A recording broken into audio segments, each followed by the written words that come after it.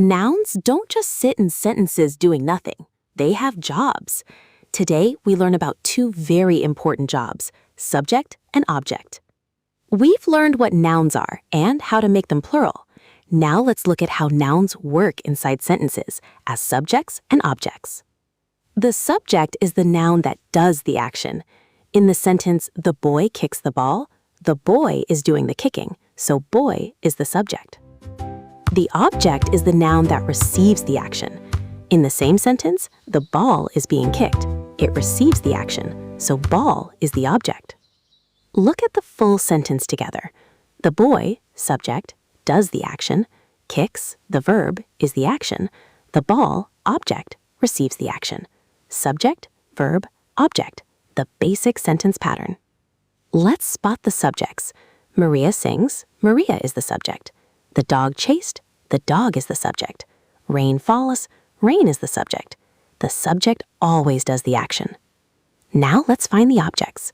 Maria sings a song, song receives the singing. The dog chased the cat, cat receives the chasing. Rain falls from the sky, sky receives the falling.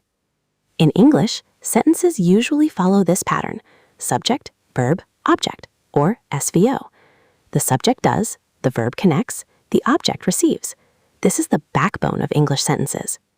Does every sentence need an object? No. The baby sleeps. There's no object because sleeping doesn't need one. Birds fly. Same thing. Some verbs are complete on their own. Here's something interesting. Some sentences have two objects. Leo gave Maria a gift. The gift is the direct object, what was given. Maria is the indirect object, who received it. The direct object answers the question, what? She ate, what? The apple. He wrote, what? A letter. They built, what? A house. Ask what after the verb to find the direct object. The indirect object answers to whom or for whom. She gave to whom? Him. He wrote to whom? Maria.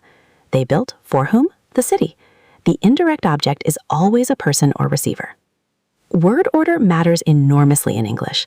The cat chased the dog and the dog chased the cat use the same words but mean completely different things because the subject and object swap.